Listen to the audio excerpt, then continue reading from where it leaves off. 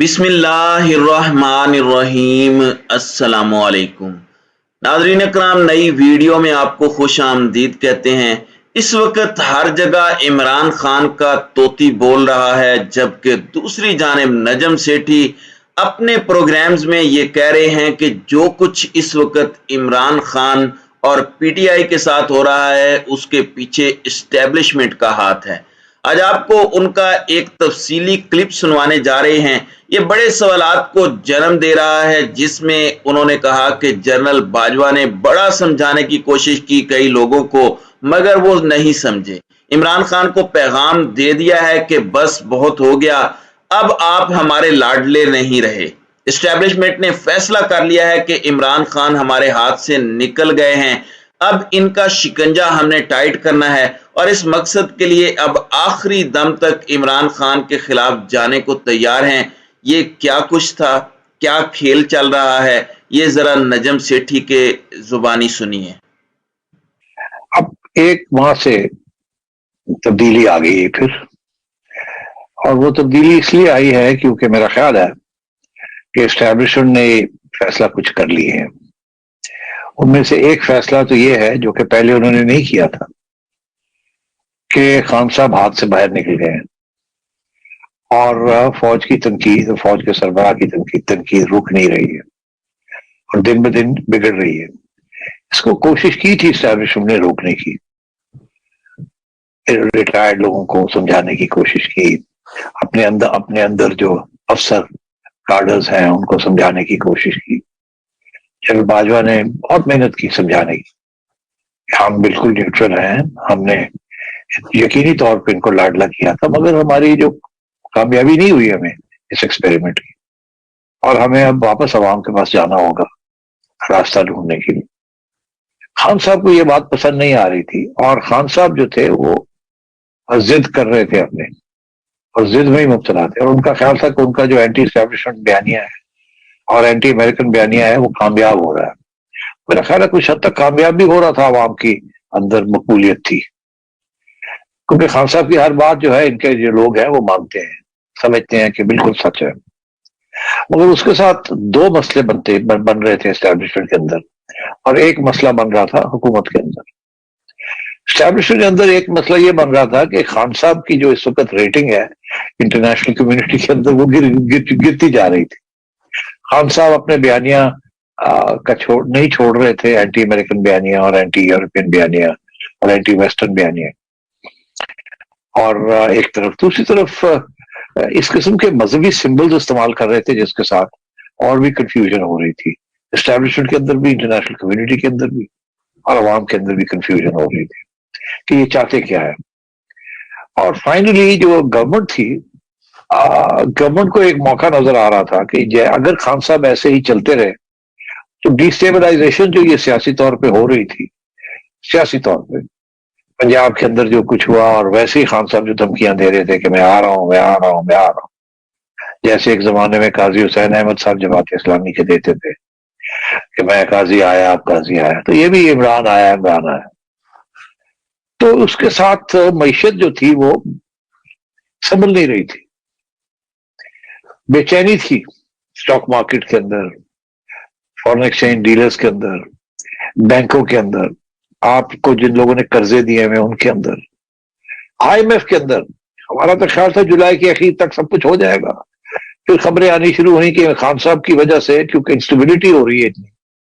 اور سنبھل نہیں رہی، تو معیشت بھی نہیں بیٹھے گی،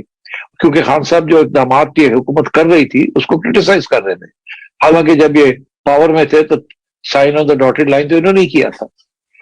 تو اس کے ساتھ پھر اسٹیبلشمنٹ کے اندر بھی بڑی پریشانی ہوئی، انٹرنیشنل کمیونٹی میں بھی ہوئی، بزنس کمیونٹی میں بھی ہوئی، سب جگہ پہ ایک بے چینی سی تھی کہ یہ خان صاحب جو کام کر رہے ہیں اس کے ساتھ تو ان کا پتہ نہیں فائدہ ہو رہا ہے یا نہیں ہو رہا ہے، ملک کا بڑا نقصان ہو رہا ہے، خصوصاً ان گروپس کا یا کلاسز کا جو کہ جن کے لیے معیشت کی ڈیولپمنٹ اور گروتھ بہت ضروری ہے، ملازمتیں، inflation, perks and privileges, budgets, so on so forth. میرا خیال ہے اس سٹیج پہ پھر اسٹیبلشمنٹ نے یہ فیصلہ کیا کہ خان صاحب کو ایک سخت پیغام دینا پڑے گا کہ ایسے تو سب کی طرف تباہی کی طرف جا رہے ہیں کہ آپ پیچھے ہٹیں، آپ یہ ڈی اسٹیبلائزیشن مت کریں، تو اس وقت میرا خیال ہے انہوں نے پھر فائنلی اسٹیبلشمنٹ نے رانا ثناء اللہ صاحب اور ان کے حکومت کو اشارہ کیا کہ اب ہم آپ کو نہیں روکتے. پہلے روکا ہوا تھا کہ نہیں خان صاحب کو کچھ نہ کہیں, رہنے دیں, ان کا حق ہے, کوئی ایسی بات نہیں ہے, ہم اپنے لوگوں کو سمجھا لیں گے وغیرہ وغیرہ. اور جب معیشت کے اوپر یہ ڈز لگنی شروع ہوئی اور کرب یہ بڑی خطرناک قسم کی زخم آ رہا تھا, تو اس سٹیج پہ پھر میرا خیال ہے اسٹیبلشمنٹ نے یہ فیصلہ کیا کہ ایسے کام نہیں چلے گا اور خان صاحب کو روکنا پڑے گا ان دا نیشنل انٹرسٹ. تو پھر جب یہ ہوا تو پھر کیسز بننے شروع ہوئے اور یہ پیغام آنا شروع ہوا. اب جیسے لوگوں کو ہم نے پہچان لیا تھا اور ہم نے کہا تھا کہ آپ کریک ڈاؤن آ رہے ہیں, اور پہلے ان کو اشارے ان کو بتایا گیا کہ آپ اسلام آباد نہیں آئیں گے, اگر آپ اسلام آباد آئیں گے تو پھر ہم نہیں روک سکیں گے, اگر حکومت رینجز مانگے گی تو رینجز دیے جائیں گے. اسی طریقے کے ساتھ الیکشن کمیشن کے آگے آپ نہیں کر سکتے, کریں گے تو وہ رینجز بلائیں گے تو پھر اس کے بعد آپ کی ذمہ داری ہے, اینڈ سو آن. تو ون بائی ون ایک میسیجز گئے ہیں خان صاحب کو کہ بس انف انف انف, بہت ڈیل دے دی آپ کو, اب آپ لاڈلے نہیں رہے,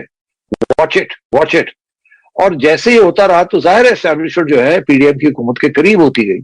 اور پی ڈی ایم حکومت نے یہ سوچا کہ یہ تو بڑا اچھا موقع ہے. یہی تو ہم چاہ رہے تھے کہ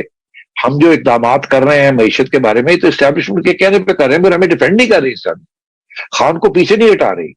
تو پھر میرا خیال ہے اس قسم کے کچھ فیصلے ہوئے ہیں. اس کی وجہ سے خان صاحب کو 3 پیغام دیے گئے. ایک یہ کہ یہ ڈی اسٹیبلائزیشن بند کرے, جلد سے جلوس جو ہے آپ نے کرنے کہیں اور کریں, اسلام آباد از آؤٹ آف باؤنڈس, بس انف. دوسرا یہ کہ انٹرنیشنل کمیونٹی کے ساتھ اگر آپ نے نہیں بنا کے رکھنی تو ہمارے لیے پرابلم ہے, because then we have a problem